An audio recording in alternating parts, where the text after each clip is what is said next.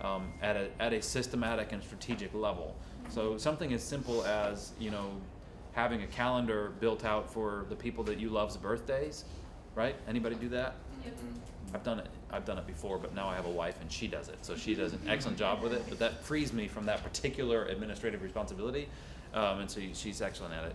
But that kind of thing, as silly as that sounds, it's important. And so I believe what Chad's going to present is how to do that well. And if you can think about it at the level of, I'm in a relationship with somebody and I ought to be able to care for them well. I have a family and they have varying degrees of dysfunction and need, and I have to be able to connect with them well.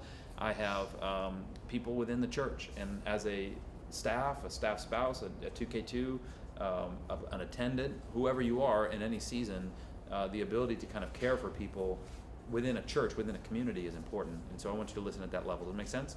Yeah. We have 5 classes left if you include this one. That's pretty cool. That was it. I wasn't expecting anything there. My ego is fine regardless of how you feel. But I was looking at the schedule this morning. I believe we have baptisms next Tuesday. Is that right? Yes. So Thursday I get to do what I want. Baptisms next Tuesday. And then the following Thursday is the writing workshop with Donald Miller, I think, if I'm remembering correctly. And then the Tuesday after that we have one more, and I don't remember what it is. Well, who? Somebody say it. Is it a recording of Jordan? Oh, it may be. It could be. That would be an important one.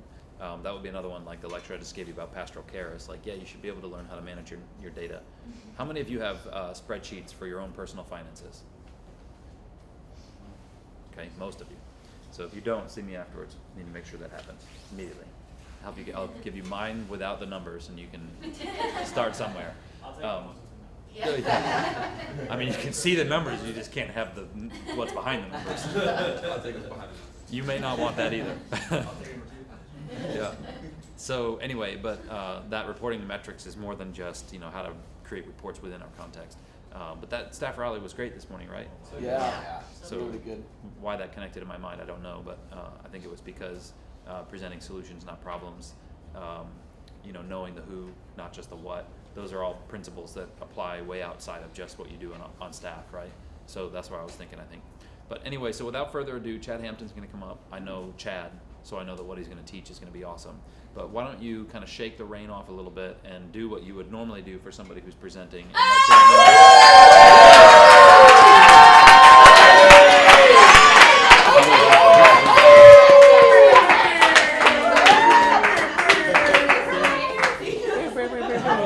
All right, you can sit down. Sit down.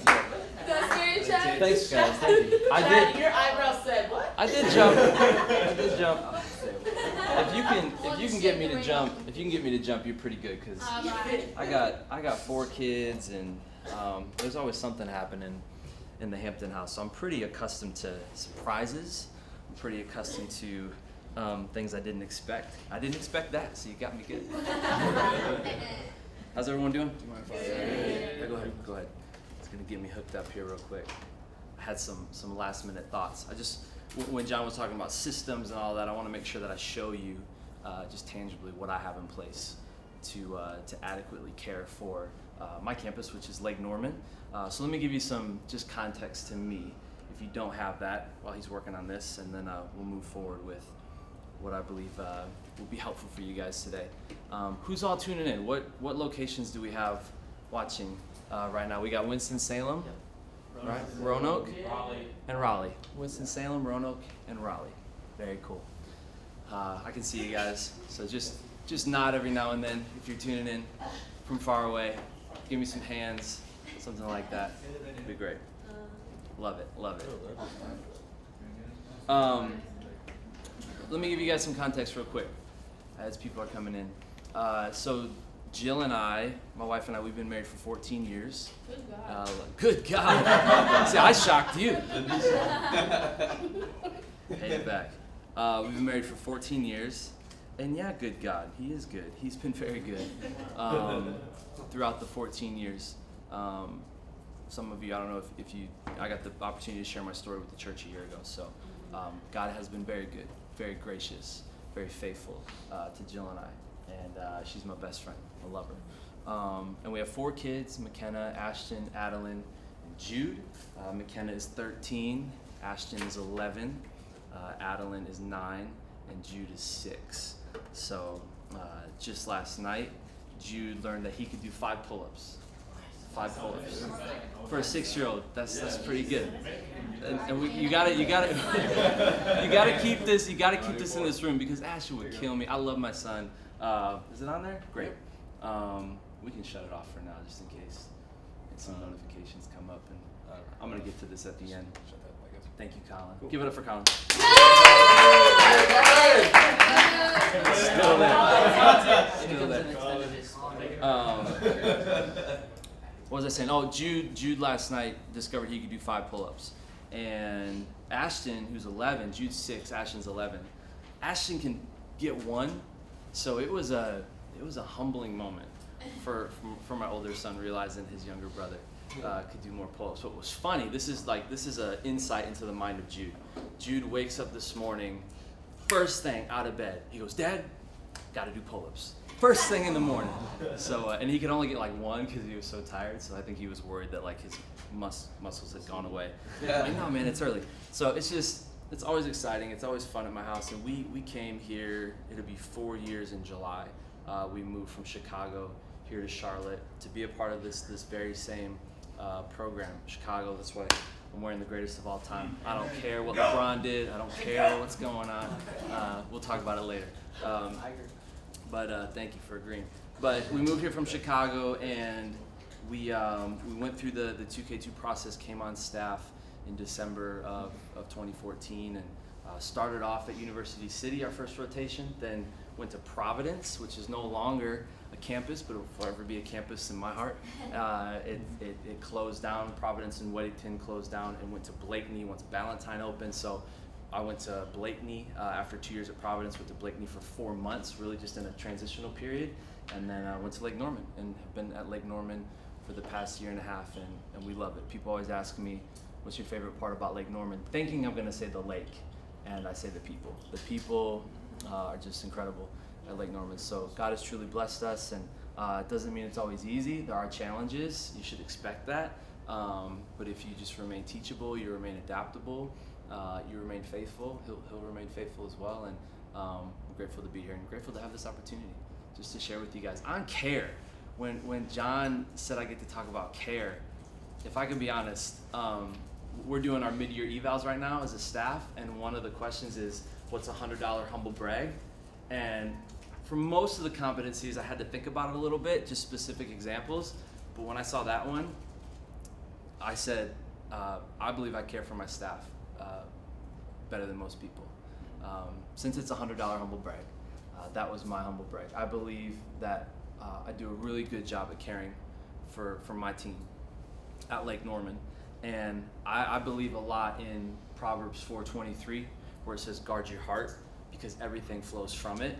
And if I can just give you a picture, what I really want to start off when I'm teaching about care is I want to first talk to the heart too of care. Because I think we all want the how-to when it comes to care. What do we do? What systems do we implement? But you have to have the heart too, because you can have all the how-to in the world, but if you don't have the heart too, the how-to won't matter because you won't feel like doing it. You won't want to apply it. So let me just start with the heart first when it comes to pastoral care, when it comes to giving care to those that God has really entrusted to us and those that we're called to steward. So Proverbs 4:23, guard your heart. Everything flows from it. When it comes to myself and just the condition of my heart, I've realized that the condition of my heart can really determine the culture around me as a leader. A lot of times, if I had like a whiteboard, I'd draw it for you, but if you can just envision a few circles, like if it starts with the heart, and maybe you've heard this before, I'm sure you have, but you've got the heart, and then outside of that circle, you've got mission and vision, and then outside of that circle, you've got behavior, and then the very last circle is culture. We're always wanting the culture around us to affect our behavior, to affect the mission and the vision, ultimately changing our heart, but really it works in reverse. The condition of my heart has the ability to change the culture around me. So guard your heart, everything flows from it, Proverbs 4:23. So I've always got to be checking my heart as a leader. And if I'm losing some of the heart too when it comes to caring for my team, when it comes to caring for people at my campus, I can have all the great systems in place, but even if I have a great system, if I don't feel like it that day, I won't do it. So I've always got to be looking at the heart behind it. And then if I zoom out a little bit from condition of my heart to really, I look at the Lake Norman staff as the heart of the campus. So guard your heart, everything flows from it. I want to make sure I'm doing my part as a leader to care for my staff, because if they're in a healthy place, well then guess what? The heart of the campus will affect the culture of the campus, and we'll be a healthy campus. So that's really my focus, and then we just keep zooming out. So I'll get more into that, how that applies practically. But let me tell you a funny story, how I just think this speaks so plainly to the condition of your heart really affecting the culture around you. I went to Carowinds about a year ago, and I'd never been to Carowinds before. It was my first time there. I was so excited to go. I love roller coasters, and I was taking my kids, so it's like we were gonna have this family day and create memories. And I had to, go with the expectation that my kids are young, so I'm probably not going to be able to go on many of the rides I want to go on. We did bribe them later on, and I bought them Cinnabons and had them wait at the end of a line so Jill and I could just go on one ride. We went on the Fury together, and they were mad at me for some reason too. I'm like, I just got you Cinnabons. Like it's 9 o'clock, and you should be in bed, and you're eating sugar and carbs. Like you should be grateful. And they were mad that I left them at the line there. But so we went to Carowinds, and first ride we go on is a carousel. Like, just the carousel that plays the music, and it's got the horses that go up and down, and I'm just like, whatever, I'm with my kids, this is gonna be great, we're gonna have an experience. So we get on the carousel, and the employee that was in charge of the ride that day, I guess it was their job to create a fun, enthusiastic atmosphere, environment for the carousel ride. That was their job. They had the how-to, but they definitely didn't have the heart-to. This was literally the experience I had, and I will never forget it, riding the carousel at Carowinds, first ride of the morning. The worker is sitting there on the microphone, and this is her tone. Good morning, everybody. When I say Scooby, you say do. Scooby, Scooby. And I'm riding the carousel. She's like, when I say Fred, you say Flintstone, Fred. And it was just like that. No one was responding because we're riding the carousel and we're like, is she for real? Like, is this really happening right now? I mean, you could tell she didn't want to be there. And it was evidence to the condition of someone's heart really does affect the culture around you. I mean, just ruining my experience, my first time at Carowinds, because she didn't want to be there. I don't care if you don't want to be here. I don't care if you've been working this ride for the whole summer. I don't care if this is your 4th day in a row working this same ride at this same time in the morning. I'm a new guest. I'm a new person, and you should be thinking about me. But that's not the way they saw it, and that's what can be so frustrating. That's what can be so. I think it's the issue that we face so much with giving care, is because we're looking at what we're giving rather than who we're giving it to. And so often, I mean, especially in church and ministry, I mean, you are constantly facing new dilemmas. You are constantly facing new difficulties and new situations and new circumstance. Because if I can just continue to focus on Lake Norman, because that's where I'm at, I have 9 people on staff. We have over 900 volunteers at that campus, and essentially it's a campus of about 3,000 people. That's a lot of needs. That's a lot of situations. That's a lot of circumstances. But if I just show up every weekend to Lake Norman and I see the building that I'm always at, and I go to the office that I always sit in, and I sit in the same seat in the auditorium that I'm always at on the weekends, and I just see it from what it is as far as the carousel ride or the campus, yeah, then that will be my approach. When I say Scooby, you say do, and people are going to feel that, and it's going to affect the culture. But if I can start to see, hey, these are guests, these are people that we're called to steward, we're called to honor, it will change the condition of my heart, which what I said before will change the culture of the campus. So the heart too, Proverbs 4:23, guard your heart. Everything flows from it. If I can speak to just this level of ownership and responsibility when it comes to care, 1 Peter chapter 5, verses 1 through 4. 1 Peter 5, 1 through 4. And I'm excited because this is really something we've been teaching our staff and our coordinators from the beginning of the year. So it's something that we've really been living in as a campus. So this isn't just theories or formulas I'm giving you today. It's stuff that I really believe in, and I know it's helpful. I know it'll make a difference. 1 Peter 5, 1 through 4, it says, and now, this is Peter talking to the church leaders, and now a word to you. I want you to understand how many times he says you and yours. This is a verse, this is a passage about taking ownership, responsibility. And now a word to you who are elders in the church. I too am an elder and a witness to the sufferings of Christ. And I too will share in his glory when he is revealed to the whole world as a fellow elder. I appeal to you. Care for the flock that God has entrusted to you. Watch over it willingly, not grudgingly, not for what you can get out of it, but because you are eager to serve God. Ultimately, God, I'm serving you. My work is worship unto you. Don't lord it over the people assigned to your care, but lead them by your own good example. Notice Peter says good example. He's emphasizing good because I can lead by example. Is my example worth following? Is it a good example? Is it a bad example? And when the great shepherd appears, you will receive a crown of never-ending glory and honor. I love what Peter points out, especially there at the end. You'll receive a crown, because sometimes I get so wrapped up in this earthly responsibility, I forget there's an eternal reward at the end of all of this, and that the good shepherd, Jesus, is waiting for me. He's waiting with a reward. He's waiting for a crown to give me that says, well done, good and faithful servant. You were faithful with little. You've been entrusted with more. Here's an eternal reward, an eternal promise that I have for you. And so if I could just speak to this level of ownership, if I could speak to this level of responsibility, notice how many times Peter said you and yours. It's your flock. Care for the flock that God has entrusted to you. You've been called to steward these people. I really believe that God blesses stewardship. I really believe that. He blesses stewardship. He honors stewardship. As much as I want to be a good steward with my finances, as much as I want to be a good steward with my time, why wouldn't I want to be a good steward of the people that God has entrusted to me? I was hosting a guest who came to speak here at the church a while ago, and he gave me one of his shirts to take home and wash. He just gave it to me. He's like, can you take this home and wash it for me? And I remember I gave it to Jill, and we were so nervous to like ruin his shirt, because it was like, this is his shirt. I mean, what if we wash it for too long, or the water temperature's not right, or we dry it improperly and we shrink the shirt and we ruin the shirt? It's like, it's a shirt, but it wasn't really the shirt, it was who it belonged to, right? And these are God's people. These are his sons, these are his daughters. And so it's just that level of ownership and responsibility going, wow, God, you have entrusted so much to me.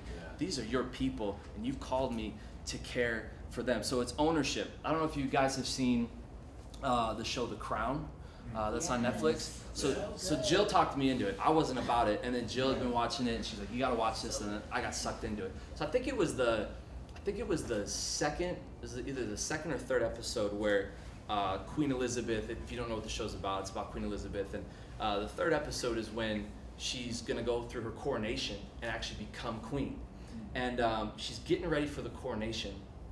And they've got the crown sitting there on the table. And there's like the keeper of the crown, the person that's just responsible for making sure the crown doesn't get stolen. It's always in the right place. And so the queen goes up to the keeper of the crown and says, hey, would you mind if I just borrowed this and just tried it on and practiced with it for a little bit? And the keeper of the crown looks at her and goes, borrow it? If it's not yours, then whose is it? And I'll never forget that line, because it was such a message of, well, this is yours. If no one else, who does this belong to? If you have to ask to borrow it, who does this really belong to? And this mindset of ownership, this mindset of responsibility, God, no one can care more about what you've entrusted to me than me. It's kind of like this zoom in, zoom out principle of, at Lake Norman, God, if you've placed me in this community, if you've placed me at this campus, then this is my community to reach. This is my campus to build. These are my people to care for, and ultimately, this is my crown to receive. It's that serious. If it's not mine, then whose is it? Yeah. And so, whatever the next season, whatever the next chapter looks like for you here at Elevation and ministry, like, you've got to have that mentality. This is mine. This is what God has given to me. And I know sometimes we over spiritualize it, and we're like, no, it's all about Jesus. Well, yeah, it's about him, but he died for us. He died for the church. Like, this is his plan. This is his solution for the world. So, like, don't sell yourself short either. Like, well, it's all about God, and I'll just wait on him. Well, even that statement right there, there's a big difference in waiting for and waiting on. Waiting for means to just sit and do nothing. Wait on actually means to serve. So when we hear the verse, those who wait upon the Lord shall renew their strength, that doesn't mean to sit and do nothing. It means I'm going to continue serving you, God. I'm going to continue being a good steward of what you've entrusted me with. So if it's not yours, then who is it? We have a crown to receive, and I want to make sure that when I stand before the Good Shepherd, that he was pleased, and he says, well done, good and faithful servant. So I want to go one level deeper to Proverbs 27:23. That's a good sign. That means he can trust me. I want to go to Proverbs 27:23 because as we're talking about caring for the flock that God has entrusted to us, this is where we'll make care so much more personal, so much more sincere. It says this. It says, "Be sure you know the condition of your flocks. Give careful attention to your herds." So 1 Peter 5 is saying care for the flock, but then Proverbs is saying, but make sure you know the condition. Why? Because condition determines care. Condition determines care. It's one thing for me to just, reach out to Dwight and say, hey Dwight, love you, man, praying for you, let me know if there's anything I can do. But it's another thing to reach out and he's like, yeah, could you really be praying for this specific situation? And now I know the condition of what's going on, and so I can speak specifically to that. I know how to care for him. I'm going to care for somebody differently. If someone's struggling in their finances, well, guess what? I'm not going to care for them the same way that maybe someone is having a difficult time in their marriage. But that's up to me as the shepherd. That's up to me as the leader of that flock. That's up to me to know the specific condition. The condition determines the care. And we've got to make sure that our care is specific, because specificity equals sincerity. If you want your care to be sincere, it's got to be specific. And that only comes by knowing the condition of the people around you. We've got some amazing volunteers, leaders, coordinators at Lake Norman, and this is something that we're trying to really drill down into them as far as this same mindset of knowing the condition of the people that you oversee. And just the other day, there was 2 different situations where a coordinator just stepped in just so great and accordingly to like the specific conditions. One girl on our welcome team, she came across her dad had died just suddenly and actually found him dead. Where there was another situation where someone on their team had been attacked by a dog. So it's like 2 different conditions, 2 different levels of care, right? You've got to know those things. If you're just going to reach out to, her name was Natari. Hey Natari, love you. How can I be praying for you? Well, actually, that's going to require different care. What I really want to get into your guys' heart is an element of care that I believe we miss so often when it comes to how we provide care. And there's no greater example than that of the Good Samaritan. You all know the story of the Good Samaritan. When he goes, when he's on the road and he sees the man who's been robbed, the Bible says he sees the man, and then he went to the man, and then he helped the man. That's great. I mean, I think we all live in that pattern. I think we all live according to that process. I see a need, I go to the need, I help the need. Yeah, God's using me. See what God can do through me. That's great. But there's one element to care that I think we so often pass by and we so often miss, and it's this. There's one more part to the Good Samaritan story. Yeah, he saw the man. Yeah, he went to the man. Yeah, he helped the man. But the 4th part was he returned. He returned. It says it in the passage. Hey, on my way back, I'm going to stop back by. And if there's anything else I can do, if there's any other expenses I can cover, I just want to check back in and see. So that only comes through knowing the condition.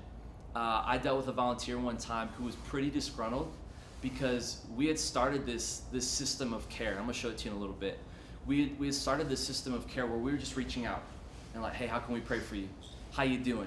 And people were telling us their needs. People were telling us what they needed prayer for, and we felt like, man, we've got a good pulse on what's going on at our campus.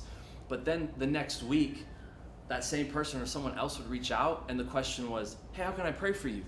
And the week before, they're going, well, I just told you what I was going through. Is this just like a checklist? Like, is this kind of one of those like a sympathy text or a sympathy call? And I had to deal with that. And so I could either get defensive and say, well, at least we're giving care, or I could swallow my pride and say, yeah, there's an element that we're missing. And that's why I picked up that example of the Good Samaritan. We're not returning to the specific need. We're just showing up. We're just seeing the need and helping and moving on. But there's people that even after we pray for them, even after we encourage them, guess what? The need is still there. The situation is still there. Are we willing to return back to it? And so what I love is how when the Bible gives all of these depictions of like a shepherd and a flock, you've got to understand, like, if you're willing to give the care, are you willing to really carry the weight? Because care is going to come with weight. And I don't know if you know this, but back in the day, when shepherds would actually tend to a flock, if one sheep would wander off, and we know about the illustration of the good shepherd leaving the 99 to go find the one. But here's maybe a part you don't know. Maybe you do. But when a sheep would wander off, the shepherd knew you're at a lot more risk if you wander away from the flock. You can't do that. You're more vulnerable. It's dangerous out there. So if a sheep would wander off, the shepherd would actually break the sheep's legs. Wow. Break its legs. And some of you have seen like the paintings in the picture of the shepherd with the sheep around its neck, and it looks beautiful and looks lovely. What you don't know is that sheep's legs are in pain because the shepherd just broke them, because the shepherd's trying to teach the sheep, hey, you can't do that. You're too susceptible to the wolves. You're too susceptible to the danger that's out there. So I'm going to do something that might hurt for a moment. Now, I'm not saying you actually break people's legs that you oversee, but it's the illustration of what the shepherd understood is that as I take away this ability for the sheep to wander off, now I'm taking on and I'm carrying the responsibility to actually carry this sheep everywhere we go. So are you ready to bear the weight? Are you ready to take on the responsibility that comes with care? Because it's a big weight, it's a big responsibility. But what would happen is that sheep would become so dependent on the shepherd that guess what? Once its legs healed, it would no longer wander off from the flock. So it looks great, but there's a lot of responsibility that comes with it. So I want to give you guys just 3 things real quick. 3 things practically. And what time are we done? What time do I need to be done? 12? Oh, I got time. All right, we're going to have Q&A after this. Okay? Make sure, if you got questions, make sure that you have them at the end here. Just 3 things real quick when it comes to care, a little bit more practical, a little bit more how-to. Number 1 is connect. And I kind of hit a lot of this already. Connect. Am I connected enough to know their condition? Am I connected enough to the people that I've been called to care for? Am I connected enough to know their condition? Let me give you this example. We'll always do volunteer pushes at our campus. And as much as people get excited about, 50 people just signed up to serve. Oh, that's awesome. Our meet and greets are full and we've got all these new volunteers. As much as outwardly that's exciting, I don't get excited about it as a campus pastor. Because what I start to think about is, do we have the proper leadership in place to care for all of these new volunteers that are coming on to the campus, that are serving for the first time? If I feel like if we don't have the proper leadership in place, these people are going to go out the door as quickly as they came in. Because one thing you can't do as a leader is you can't think that all the care and all the responsibility lies in you. And I'll get to that in a moment. But I don't really get excited about just a lot of new volunteers signing up to serve. Do we have the right leaders in place? And not just leaders, but do we have leadership? Because there's a big difference between leaders and leadership. Leading's easy. Anyone, I think, can give out tasks. Anyone can give out responsibilities. Anyone can say, go do this, go do that. I need you to pick this up. Show up on time for this. Why weren't you on time for that? I think leading is somewhat easy, but leadership takes work. Leadership can be more difficult, and we say this at Lake Norman. We don't want a campus of leaders. We want a campus of leadership, because leadership requires relationships. It requires getting to know the people, again, that God has entrusted to you. It requires getting to know the condition of what they're going through. So are you connected enough with the people that you're overseeing to actually know the condition of what they're facing? We have amazing experiences at Elevation, and our worship experiences bring people into our church. But I don't think it's what keeps them. It's the connections, it's the relationships, it's the engagement that keeps people. The experience brings people, but it's engagement that keeps them, if you need a handle for it. The experience brings people, it's the engagement that keeps them. And so we want to connect, we want to engage. Right now in this season, as campus pastors, you heard Pastor Stephen talk about it, like we've been meeting a lot lately, just about what does it look like in this new season of elevation to just, obviously we want to grow, but have we come to this point where we've grown so much that we've gotten a little unstable? I met with a business guy. He goes to our campus and he said, if you can always keep this model in place, that you grow and you stabilize, and you grow and you stabilize. If you just grow, guess what? You start to get unstable. And you have to take a look at your systems. You have to take a look at your processes constantly and go, are we getting too big for what we have in place? And so I think at Lake Norman, it had gotten that way, honestly, because we had a lot of people coming in, but they were leaving just as quickly as they were coming in. Why? Because I constantly kept hearing, hey, I signed up for this and no one reached out. Or I signed up for that and no one reached out. And we were relying so much on a system that we weren't being personal. We weren't connecting personally anymore. So we implemented some things where every Wednesday now at Lake Norman, at 10 o'clock, like no exceptions, the same way we have our campus meeting on Mondays at 10 o'clock, now every Wednesday at 10 o'clock, we are all in the office, we are calling VIPs, and we categorize them. I'll show it to you in a minute. We categorize the VIPs as far as, okay, which ones it was just their first times. Now, which ones they signed up for an E group, which ones signed up to be on an E team. And so according to the staff, that determines who's gonna call who. Who of them had kids? So Jeremy and Taylor will call all of the new families. Where Derek and Val, Derek's over E groups. He'll call everyone that signed up for an E group, and he will personally connect them to an E group. Val is over guest experience, so anyone that said, I want to get involved on an E team, she will invite them to the meet and greet. It's personal, it's connecting, it's engagement, rather than just saying, well, yeah, we've got classes and we've got E groups, so people just fall into place. No, they won't. They just don't. You've got to make it personal. You've got to connect with people. The more you connect with people, I love this, the less you will have to be the one giving care. I love this. The more you connect with people, the less you will have to be the one giving care. Here's why. Because you're going to start to know. I'll let you write that down. I realize I'm talking, you guys are writing, and you're not hearing the next thing I say. Could you read it one more time? The more you connect with people, the less you will have to be the one giving care. Because this is what I want to get to. Sometimes you guys start hearing this, you're like, oh my goodness, I still got to do my job, and I still got to, the logistics and the systems and the practicality of it. And now you're talking like bringing conditions and needs into all of this. It gets overwhelming. Yes, it gets very overwhelming, very quick.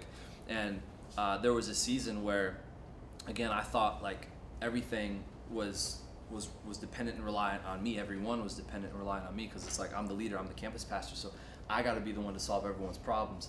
I got to be the one to step into all these situations and care for people accordingly. And I learned really quick, no, I can't. I'm only one person. I can literally be in one place at one time. And Pastor talked today about, your reach, outstretching your base. Like you have to have a base. And I learned this, maybe I'll do it. I learned that the strength of your reach is determined by what you stand on. The strength of your reach is determined by what you stand on. So, I can very easily stand on a firm foundation that is not really about me, that is much bigger than me, that is much stronger than me, and say, hey, with God at the center of this, I'm not your savior. We say this at Lake Norman, our identity is hope. We use the anchor as a symbol for hope because we're at the lake, lakes have boats, boats have anchors. It just works for Lake Norman. But we use the anchor for that symbolism, but we say we're not the anchor for people, we're the rope. The anchor is Christ. We're just the rope that connects people to Christ. So if I always have that foundation to stand on, then guess what? I can reach out to somebody, and it's very easy for me to lift them up because I'm standing on a good foundation. The strength of your reach is determined by what we stand on. Now, if I make it all about me, and I want to be the hero, and it's like, look at me, I'm Chad Hampton, I'm the campus pastor here at Lake Norman, and I'm going to help you. You come to me, and I'm going to make everything okay. Now, it might get I don't know if I want to do this, because you might pull me back. Does that make sense? Yeah. The strength of your reach is determined by what you stand on. And here's what I've learned. What pleases the hero in us will always cause the king in us to apologize. We all have like this king or queen, and then we have this hero inside of us. It's like, yeah, we all want to be the hero, but that's not what's necessary when it comes to giving care. And so getting back to the point of the more people you connect with, the less you have to be the one to care for them. So I just recently, this same businessman I just met with, who talked about grow, stabilize, he was talking to me about relationships, and he was challenging me and just being more relational in my leadership. And he said at the end of this lunch, he said, okay, now here's why I wanted to meet with you. He said, I want to start an e-group. Now this guy, he's the top giver at our campus. He gives the most out of anybody. He's very successful in what he does. And he's one of those people, and I've been trying to figure this out at Lake Norman. He's one of those people where he's like, I love my church and I want to serve more, I want to volunteer more. He's like, but I don't want to stand out in the parking lot. I don't want to stand at a door and greet. He's like, I just feel like I'm not gifted to do that. He's like, because of what God has blessed me with, I feel like I can contribute in a different way. And I've been trying to figure this out, and I've been getting to know people and connecting with people. And he's like, I want to lead an e-group. He's like, and I want to teach business people, business owners, how to put God at the center of their business and grow their business and strengthen their business with Jesus at the center. He's like, so if you could find me like 15 business owners, I would love to do that. Guess what? In an hour, I had 15 business owners in his inbox, in his email. Why? Because I had connected with all these people. You know, sometimes it seems so mundane. It just seems so monotonous, like, I'm getting to know so-and-so and having coffee and building relationships. And sometimes you're like, God, what's the point in this? And then I meet, his name's Rick. I meet Rick, and he's like, get me 15 business owners. Yeah, man, I got that. And so now what's awesome is these 15 business owners that I've had relationships with, guess what I don't need to worry about anymore? I don't really need to worry about like caring for them as much, because I know they're gonna connect to this group, and they're gonna get to know the leader, and they're gonna get to know each other within the group. And so it just causes me to like step away a little bit. And now I can just start to form a whole other circle of influence and people. Why? Because I connected. The more and more you connect, we were here for gatekeepers a few weeks back. And I walked in the door, and someone comes up to me, they introduce themselves, they're like, yeah, I'm moving to Hickory, and I heard that there's a Hickory extension site opening up. Could you tell me anything about that? Well, guess what? There was somebody right over here, his name's George. He's a part of the Hickory extension site. I'm like, hey, you need to meet George. I put them together, I walked away. I didn't have to be a part of that. That's what's amazing about this whole, it's not, and I know like for some of you might be like, well, that seems kind of shallow, Chad. That seems kind of insincere. No, people just want to make connections. And if we can be the one to facilitate that, if we can be the catalyst for that, like you're being a good leader. You're being a leader that cares. You really are. But also understanding that if I'm trying to take on all of this responsibility and all this care, I'm really not caring for that person. Because I am just setting them up for letdown. I'm setting myself up for failure. And yeah, we're gonna fail people, but if we can get smarter about this and just realize if I know the condition, and if I know Rick wants to lead an e-group full of business owners, and I know all these business owners, and I connect them, I mean, that could be one of our greatest e-groups at Lake Norman, one of our strongest e-groups at Lake Norman. And so it's just proof, and it's evidence to like just the power of connection. So care, I really put care in the middle because I wanted to, again, emphasize the importance of just the specificity equals sincerity, knowing the condition, care. Once I know the specific needs, now the right care can happen. So the first one was connect. The second one is care. So let me show you some of the practical things that we do at Lake Norman. I'm not going to show you all of them because some of them do have some personal info on there, but it can kind of give you an idea of what goes on. Did it shut off? I'm making Colin work today. Got it. Oh, sorry.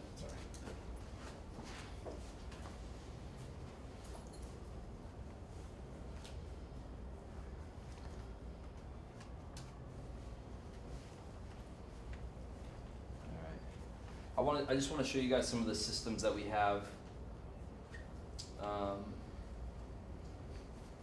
at Lake Norman. Because there we go. Because when I came to Elevation, I'd have been the first one to admit to you that I am not a systems guy. I'm just not. And what I learned was systems don't create life, but they support it. So if you think like you're going to develop a system that's going to, do all the work for you as far as, getting to know people and connecting and developing relationships. Like, that won't do the work for you, but it will help you support all of that work and support all of those relationships. Is that on the TV? Yeah. Okay. It just might be in the way. So this is a list. This is a list of our coordinators. You're the man. Wow. This is a list of our coordinators.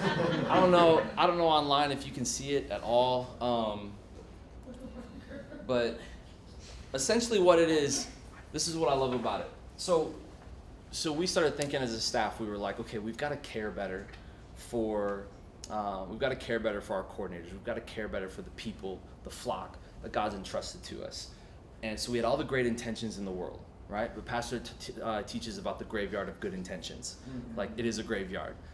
It's kind of like for me, if I'm like, hey, let's get lunch. Yeah, it will never happen until it is on my calendar. So like, I've got to be intentional about it and put it on the calendar, not just have good intentions.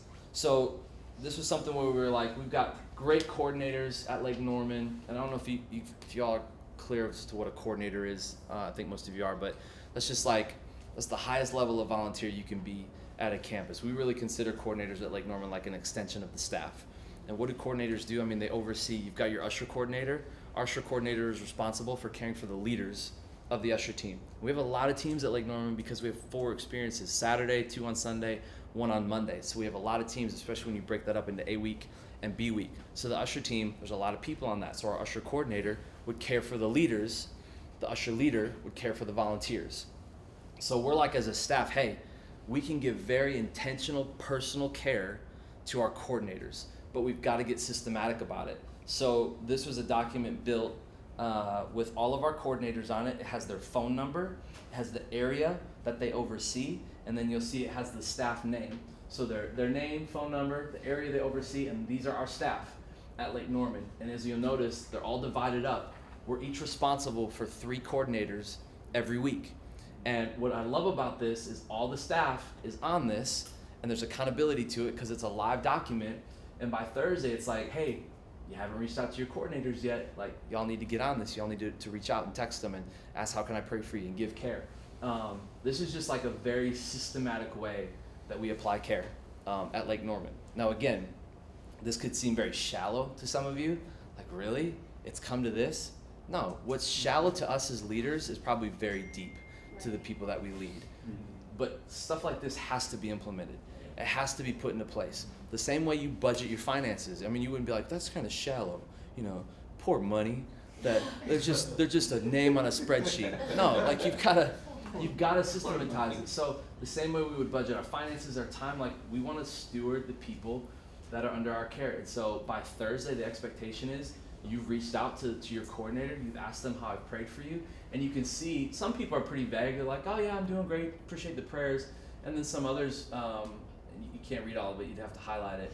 But they're giving specifics. They're giving details as far as you can be praying about this. And so then if I get something that seems to be pretty big, pretty weighty, guess what? I'm texting everybody going, hey, if y'all could reach out to Lindsay right now, because she just had a little baby girl, and the baby girl has to have these hip braces put on because the hips are out of alignment, and she's not taking it very well. So guess what?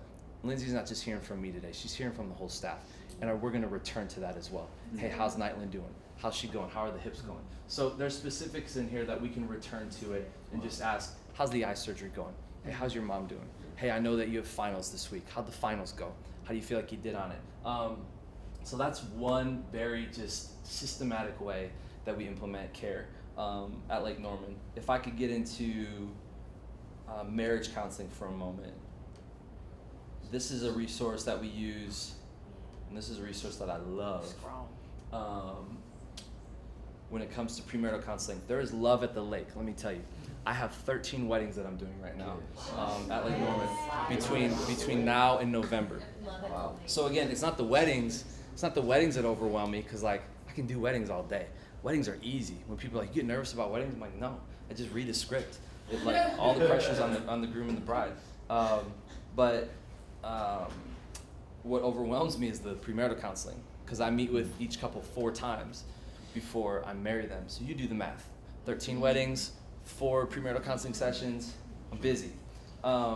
So I have to systematize it. I've got my spreadsheet in here for all the weddings, but I'm not gonna show you right now. So this is one couple. This is a tool that I love. Oh yeah, Mike won. Yeah, I just did their wedding. You know Mike Wine? All right, I gotta be careful. You can't see too many details if you know Mike. This could be bad. I'm gonna put him on blast. I gotta be careful now.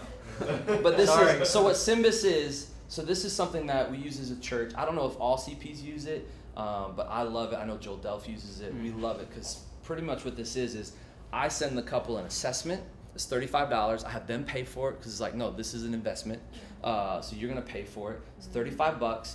They take this assessment separately, and then we come together. We meet 4 times, and we simply go through the assessment, and it's amazing. I ask just a lot of what, why, and how, and it just gives us, different mindset. Marissa was the romantic mindset. Mike is the resolute mindset. It has caution flags in there. Marissa has 3. Mike has 1, and then it'll give specifics as to what they are. And I want to be careful. I want to show you guys their personal information. But we get into finances. We get into like social support. We get into there's a social support, my relationship with my in-laws. Oh, Marissa, you're over here, and Mike. Okay, there's a problem here. There's a disconnect there. So like, let's talk about that. A lot of great resources in here. The budgeting one is always fun. I always start one of the premarital counseling sessions with budgeting. You never end with budgeting because you go over time. Like, let's start with the money talk, and this is where they can see where we're different, where we're alike. So this is a great resource that we use. And so if you ever find yourself stepping into that area of influence, use Symbis. I'm telling you, it is worth it. It is so worth it. That's it. I think that's all I wanted to show you on here. So shut that down. It'll stay up there. Care, and then the last one is create. Connect, care, and create. Create what? More leaders who care. Create more leaders who care. You have got to, as a leader, you have got to learn how to recreate yourself. Because like I said before, you can't do this all by yourself. When you're leading teams of people, when you're leading at a campus level, wherever you're at, you have to raise up people that think like you and that care like you and that are called. You've heard it said, this can't just be a career, this has to be a calling. If this isn't a calling, you'll get wore out with this really quick because people are messy, people have issues. But if you don't just see it as the carousel ride, when I say Scooby, you say do, but you really see it as like I get to create like this life-changing experience. I get to set an atmosphere and a place of hope for people.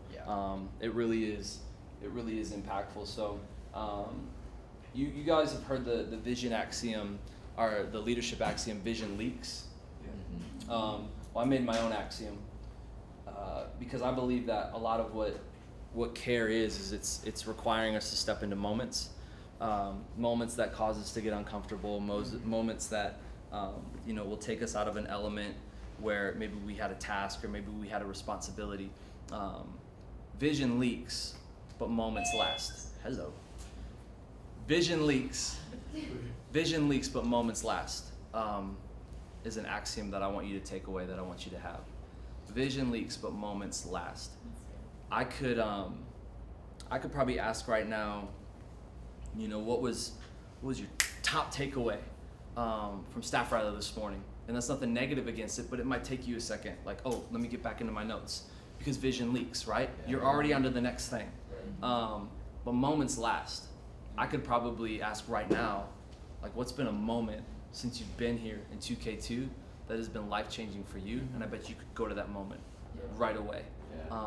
And as leaders, I feel like God is putting moments around us all the time to step into. We always say, we always pray the prayer, God, move in this place. He's always moving.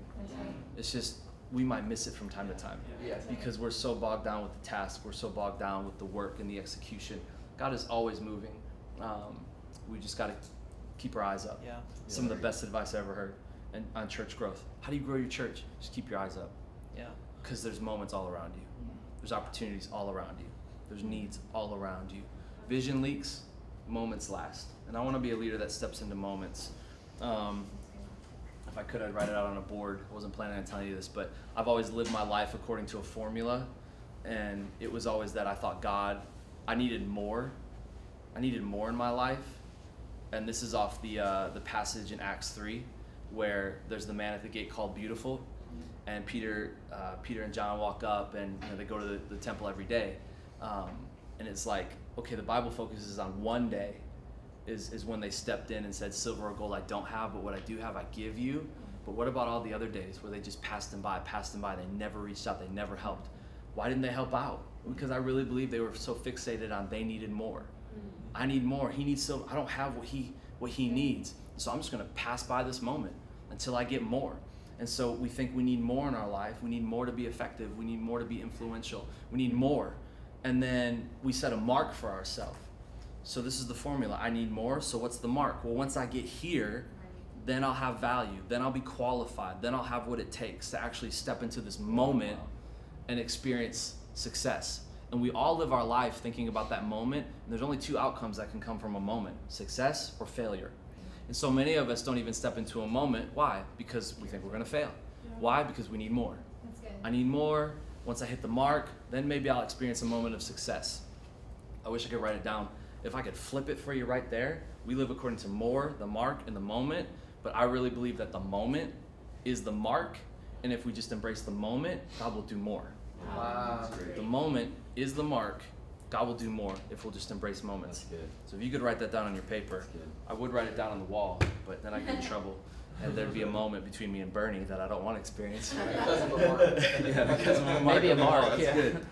So we live according to, I need more, so I got to hit this mark, and then I'll experience this moment. More, mark, and the moment, flip it.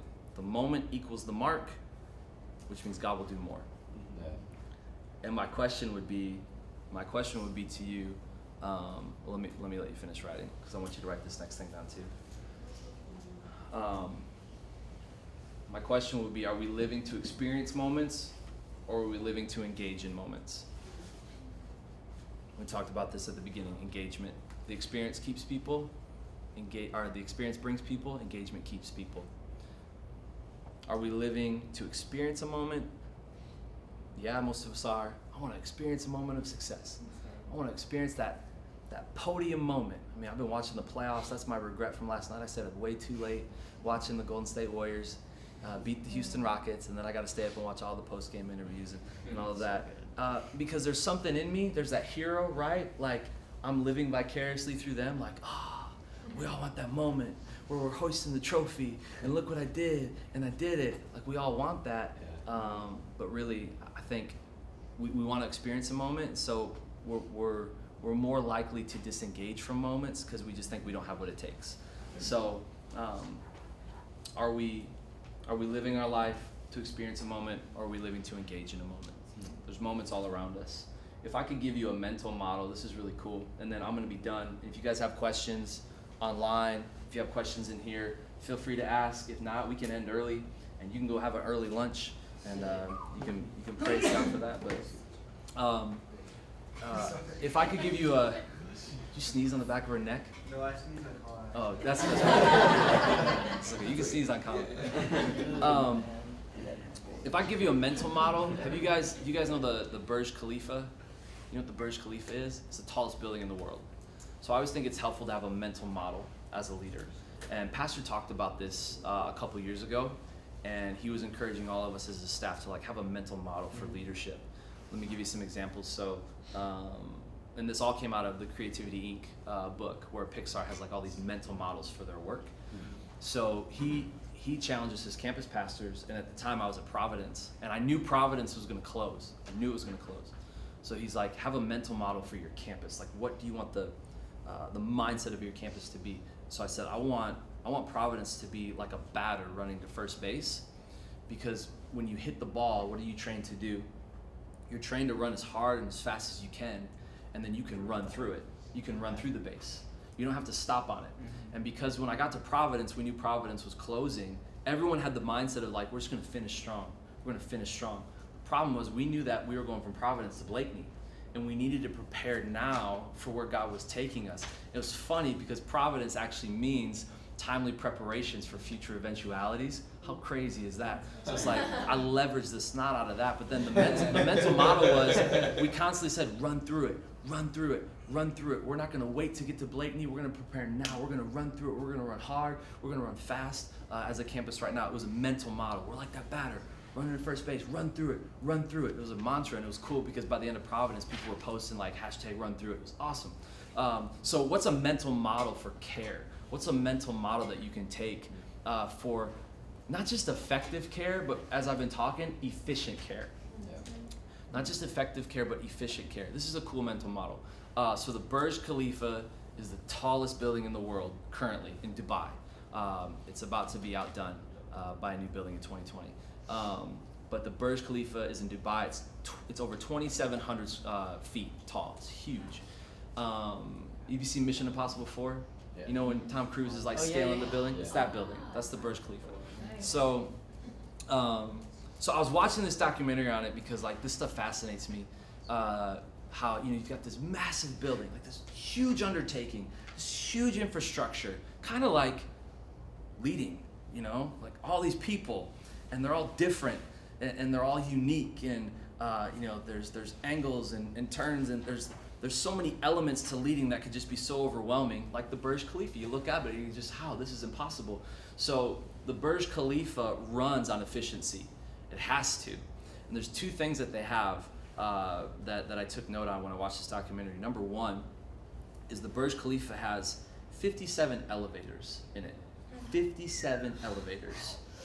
Now, in one sense, it's like, man, that's a lot of elevators. Why do you need so many elevators? Well, over 11,000 people a day travel those elevators up and down that tower. But here's what's so cool. The elevators work as a power source for the building.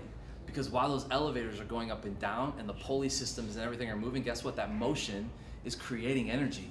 Like you see the propellers outside, all that motion all day is creating energy for the building. It's efficient, right? Another thing that they have that is so cool is because Dubai is so hot, I mean, it's like a normal day is like 110 degrees and it's humid there. So all of this condensation starts to form on the outside of the building. Well, guess what they did? They created all of these condensation collectors that collect the condensation and they use it for their irrigation system and some of their water supply for the building. They collect in a year about 20 Olympic-sized swimming pools of water every year, just from condensation. Something so little, but it's like we could use this. That's efficient. And so, like, how can we think that way when it comes to care, when it comes to being a leader? Like, I've got all of these people, all of these incredible people who are willing to give of their time, give of their ability, come to the campus, serve. I've got these leaders. Like, how can I think that way? Like, we have this structure, we have this tower that is so grand, that is so vast, but if we really get smart about this, like, we could be efficient with our care. Not just effective, but efficient. So the same thing I told you, like with the E-group and all of that type of mindset.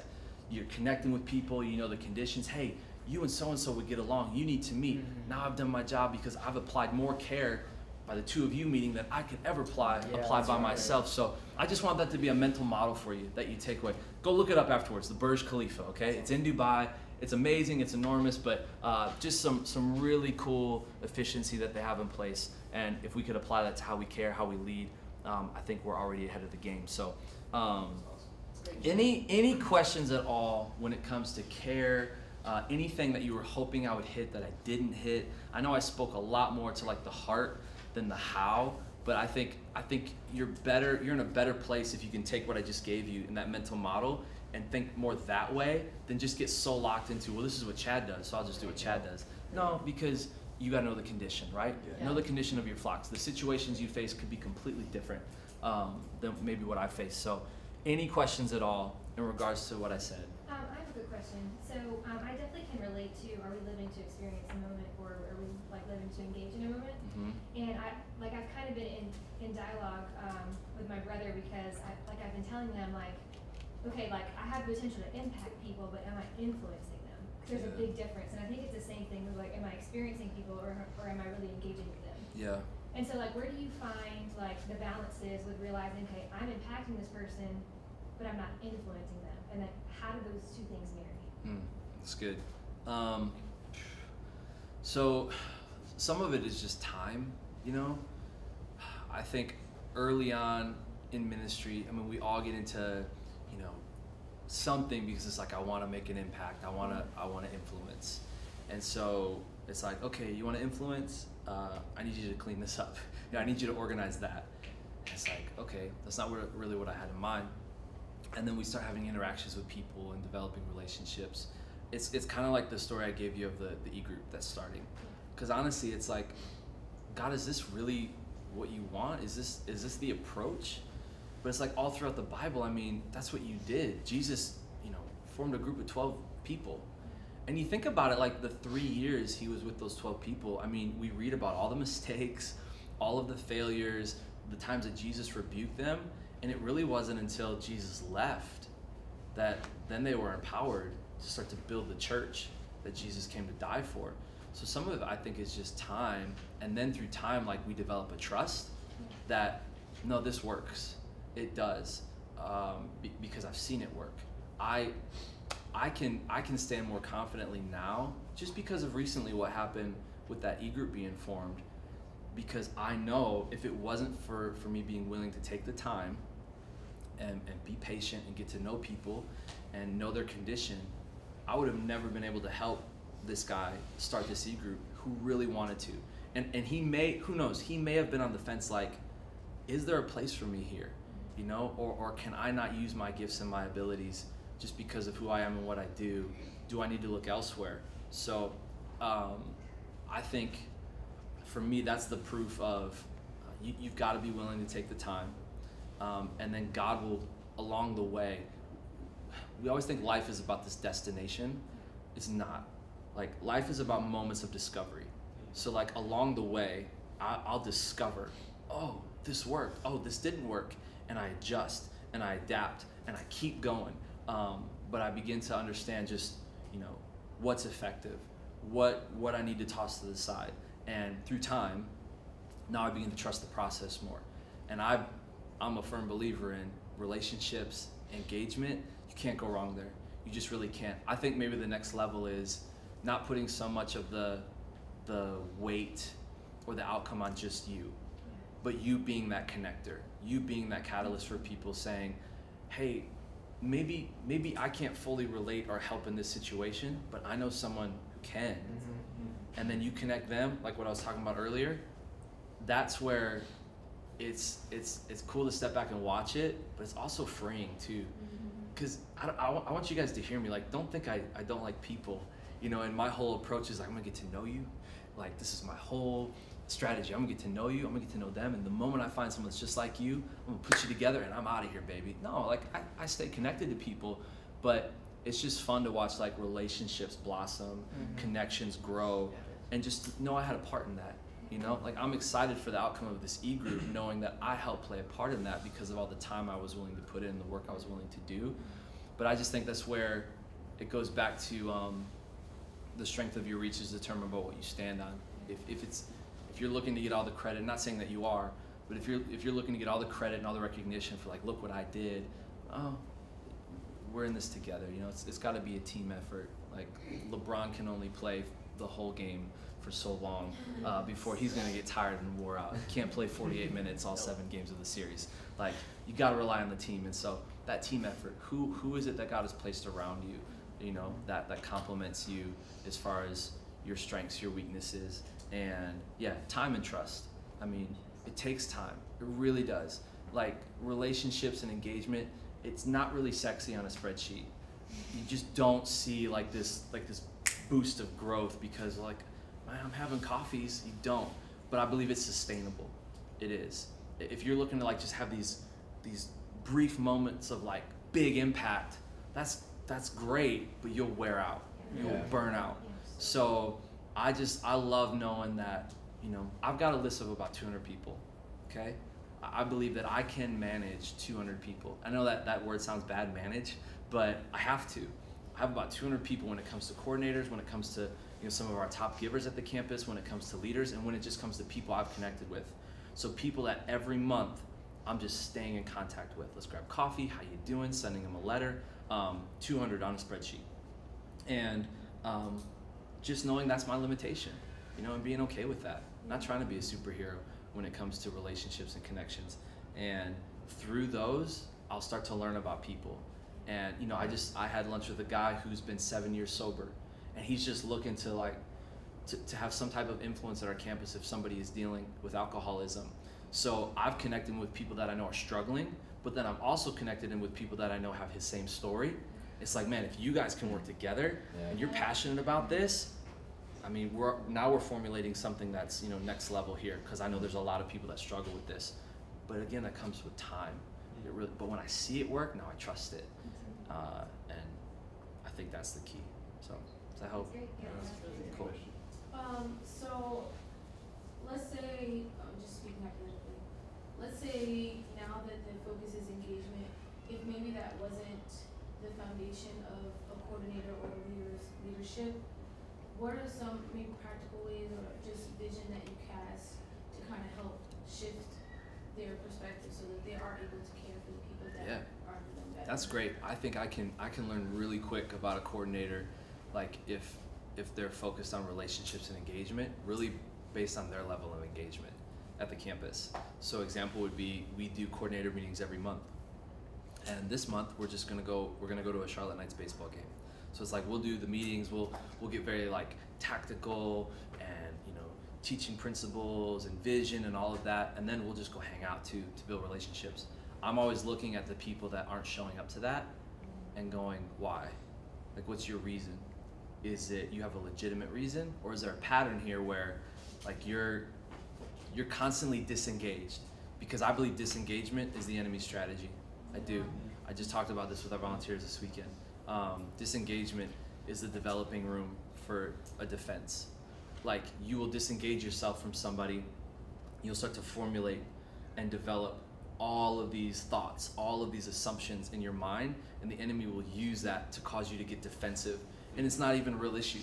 So let me be honest about this. So this is the first time I've taught a 2K2 class ever in the 4 years I've been here. It's the first time I've ever done this. Why? So I went through 2K2, got hired, and then just never got asked to do a teaching.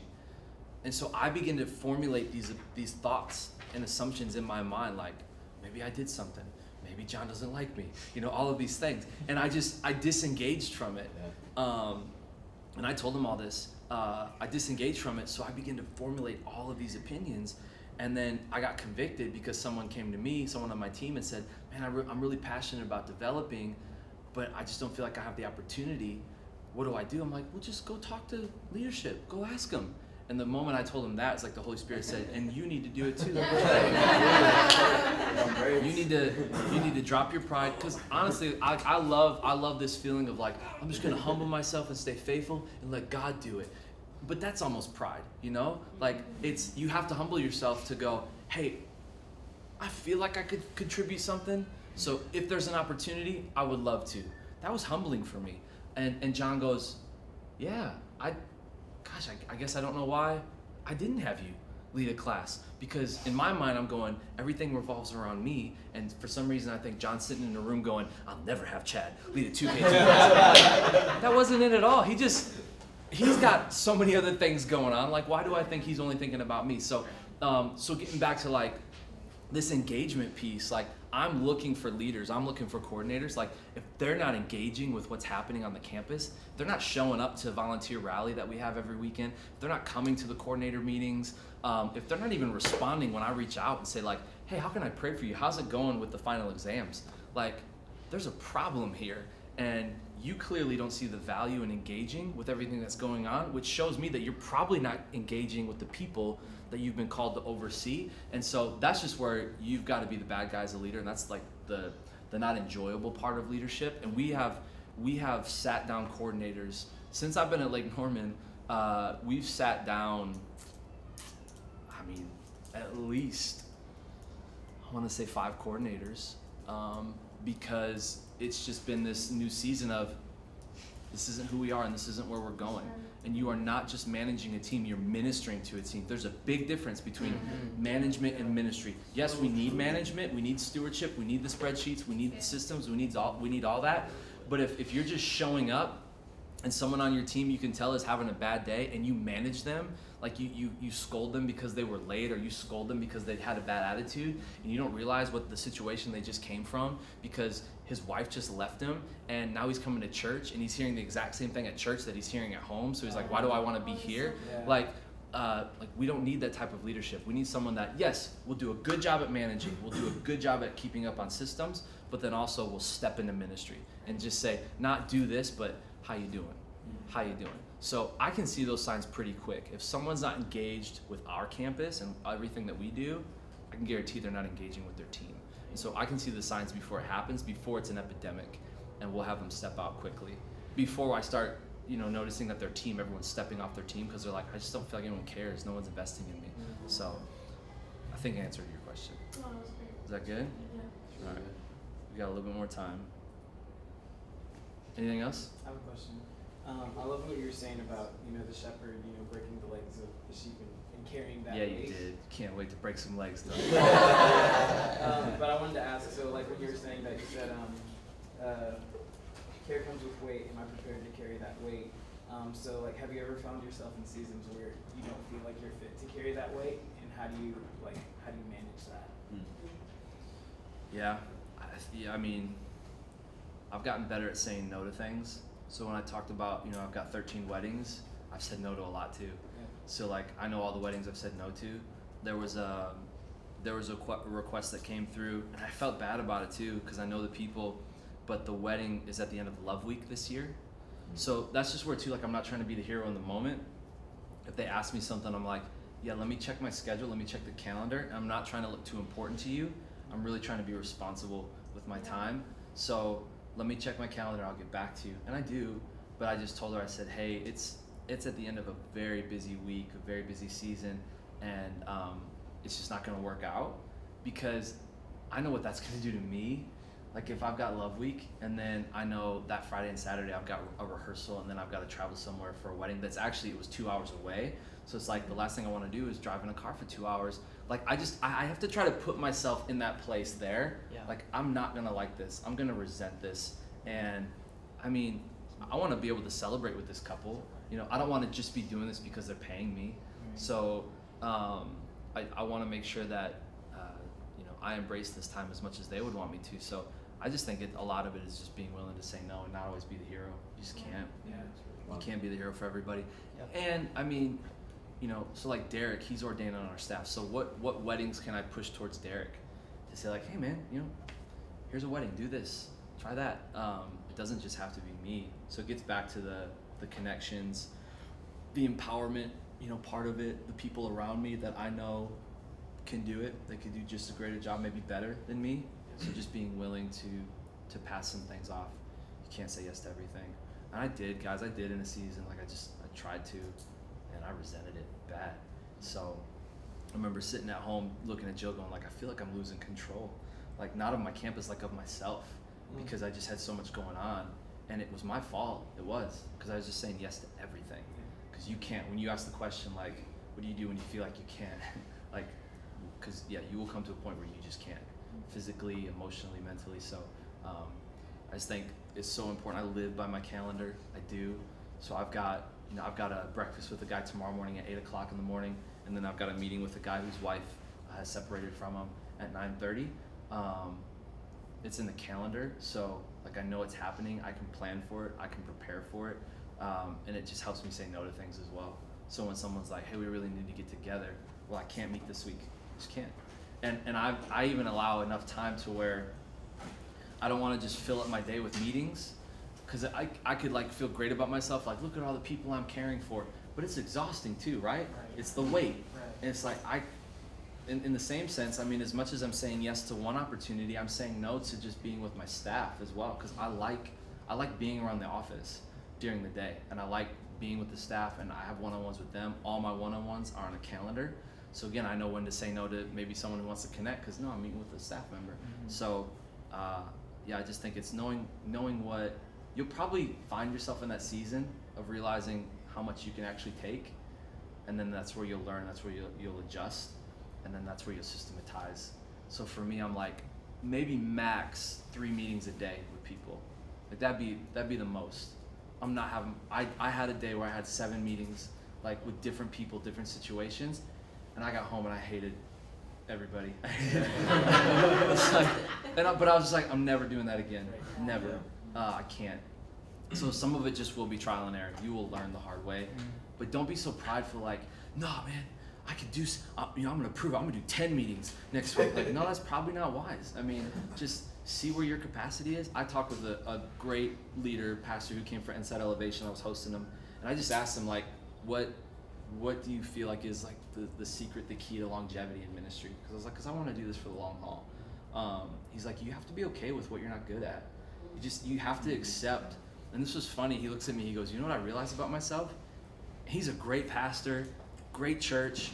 He's like, you know what I realized about myself? He's like, I don't really love being around people. Like, that's interesting because you're a pastor. He's like, yeah, I know. He's like, and I felt bad about it for so long. He's like, so I would make myself just, go to all these events. And he's like, it just wore me out. He's like, no, obviously I love people, but he's like, I just know my limit. There's a point where it's just time to go. And so he's like, once you're okay with that, you don't make it an excuse. Well, God, I just don't like people. Well, no, you're in ministry. Like, ministry's not a platform. It's about people. Yeah. But you have to know some of those limitations and be okay with it. So, anything else, guys? I have a quick question. Yep. So you said before you came to Elevation Church, you weren't really like all about reports and like spreadsheets and stuff like that. But then you also said that you're able to be at the place now that you have like 200 people that you can care for, like on a spreadsheet. Yeah. So can you talk us through some like practical steps of how you got to that point, so where you can care and not feel the overwhelming weight of like, oh man, 200 people, like that's a lot. Yeah. So you can support. Yep.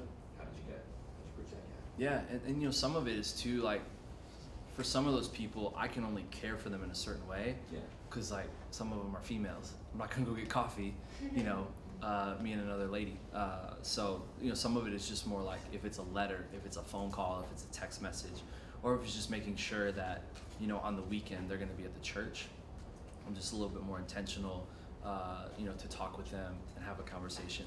But yeah, I mean, I started with our coordinators, and then I went to my top 50 givers, because we have Lake Norman is a very generous campus. We just had an offering this past weekend of over $250,000. We had a business owner who sold 10% of their business, tithed it. It's like, wow, way to go.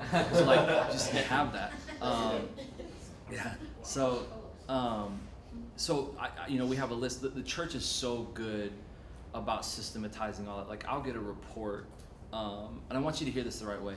I'll get a report if someone hasn't given in the past 2 months, not to be like, hey, why aren't you giving? No, it's to go, you okay? Like, everything all right? And it might be, I just lost my job, or we're just in a tough season right now, so I can apply, it's conditions again.